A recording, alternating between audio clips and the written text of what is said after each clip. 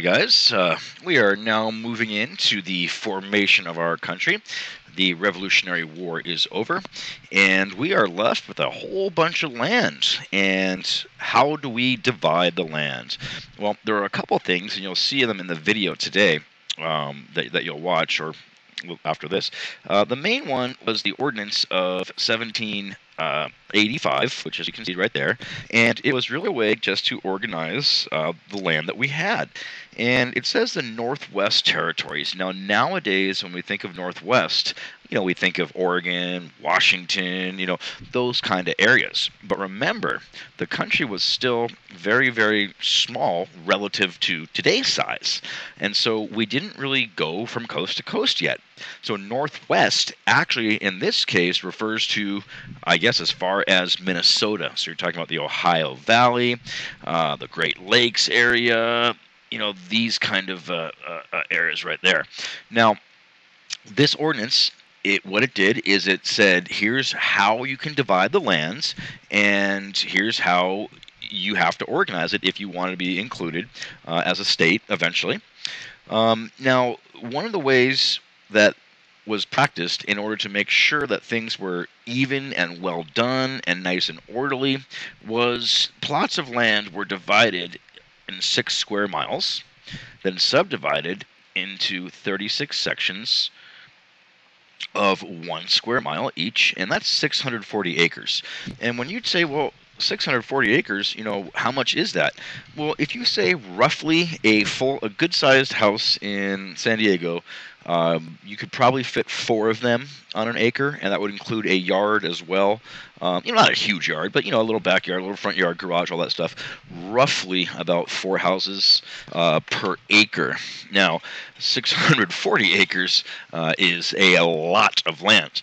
Now, you say, okay, well, it's $1 per acre, so $640. Well, that sounds like a good deal. Certainly in today's numbers, it's a very, very good deal.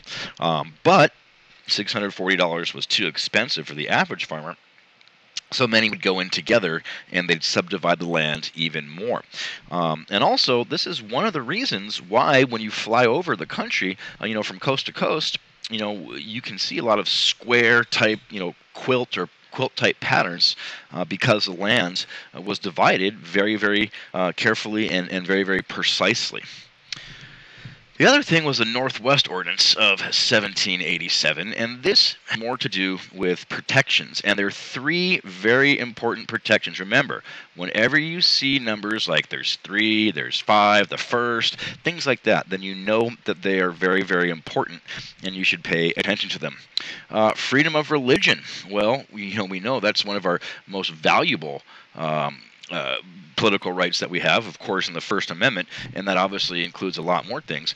Jury trial. So you have a right to trial by jury. This is one of the most fundamental things of a democracy, that you get a right to have your case heard in front of a jury. Now, you have a choice. If you prefer to have a judge only hear your trial, that is fine, but you do have a right to jury trial. And remember, this is 1787, so this is how long the idea of freedom of religion, jury trial, and forbidding cruel and unusual punishment, which of course is also we'll find in the Bill of Rights, which we'll talk about shortly. So we see these 3 things that were enshrined in the Law of the Lands as early as 1787. Now, one of the things that was and will continue to be an issue even to this day is, do we have a stronger federal government or do we have a stronger state government? And the argument was, well, we should have stronger state governments because look what happens when you have too strong of a central government. We'll end up like Britain. Britain ruled over us, and they didn't really care about our rights, and they did anything they want, and that's why we need government to be local, state government. Now, this sounds great, and in practice, there were some difficulties. For example, how do you put down an uprising quickly? Now, the situation with Shays Rebellion was that after the Revolutionary War, the national government wanted to find a way to raise money. They have to pay off that debt that they borrow from all sorts of people, including the French. And one of the ways to do that was, let's raise taxes. Taxes hit the farmers, Western farmers, particularly hard. And of course, to protest the taxes, a person by the name of Daniel Shay led a rebellion rather, attempting to capture an armory. That's where they store all the weapons.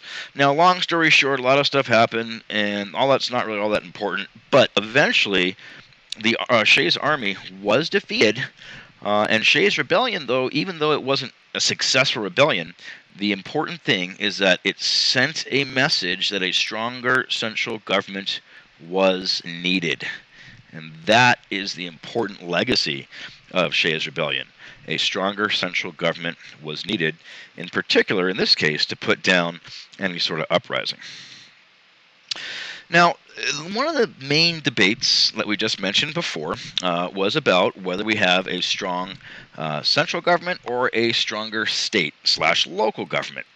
Well, in order for us to all agree and decide on it, we would have to have 9 of the 13 states agree to ratify the Constitution. And again, both sides were very, very, they had very, very strong viewpoints. And sometimes would even, rise to the situation where it could even break out into a fight. The first group is the federalists, the federal government meaning the central government. And, of course, the main job of federalists, I love this word, was to assuage, means to lessen, to ease, to assuage the fears of those who felt that a strong central government would lead to tyranny. And, again, that's the fear that many people had, because look what happened when we were ruled by Britain. Strong central government. They didn't really listen to what we wanted. They ignored us, and we had to eventually, obviously, have a revolution. One of the arguments that the Federalists, and one of their best arguments, was that, look, you don't have to worry about tyranny because we have separation of powers. That is, we have 3 different branches of government.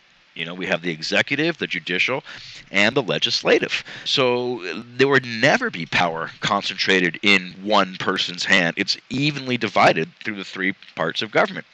The other one was called federalism, and this is what we say power sharing. So it's not that the federal government has all the power and the states have none. It's that they both have power, and it should be relatively equal. Now, according to Federalists, this was an argument against tyranny. So these things would stamp out tyranny. Now, the anti-federalists said, look, that's great, and we sure you mean well, but we are just really, really, really against it because we know strong federal government leads to tyranny. We know that. We live through it. And they also felt that it was the individual state's job to protect your rights. It wasn't the federal government's job. It was whatever state you were a citizen of, it was that state's job to protect your rights and look after you. And so the argument goes, because it's the state's job to protect you, if you weaken the state's power in any way, that meant weakening the protection of the people's rights. Now, the 2 groups, Federalists and Anti-Federalists, agreed on an awful lot, but in terms of how power was to be divided, would it be in the states or in the federal government, that was their main point of disagreement. And obviously we have a civil war over that, and even today there's sometimes arguments over state versus federal government. Well, the final thing that really eventually served to persuade the anti-federalists was the inclusion of the Bill of Rights. And on Monday, we're going to have a speaker for Constitution Day, and so we'll start getting into a little bit more of the amendments, after today. But the Bill of Rights said, look, we understand that there already are some protections built into the Constitution, such as habeas corpus, meaning that it means produce the body in Latin, but what it means for us is that after, I believe it's 48 hours, it might change, but you can't just sit in forever. You have to be brought before a judge in a reasonable amount of time. So if they arrest you, you say, okay, well, I'm innocent. I didn't do anything wrong. I'll just tell the judge whenever I see him. And, if you see the judge the next day, hey, that's justice. But if they say, oh, yeah, well, the judge is busy, he won't see you for 10 more years or whatever, and you just sit in jail for 10 years, that's not right. And so the writ of habeas corpus requires that you go before a judge in a certain amount of time. So the anti-federalists, things like habeas corpus were included, but they said, look, that's great. We want more protections. And in a pamphlet called Letters of a Federal Farmer, the advocacy of freedom of press and religion, trial by jury, and protection against unreasonable search and seizures. Now, we will see that these are all extremely important aspects of the Bill of Rights, and they're all enshrined within various amendments, and we're going to go through that starting tomorrow. But if you look at these types of things, press and religion, trial by jury, and protection against unreasonable searches and seizures, these really go to your personal and individual rights. And so we can say that the Federalist Papers, along with the Bill of Rights, was finally enough to get these states to agree to ratify the Constitution. Well, that's it for today, guys. Thank you.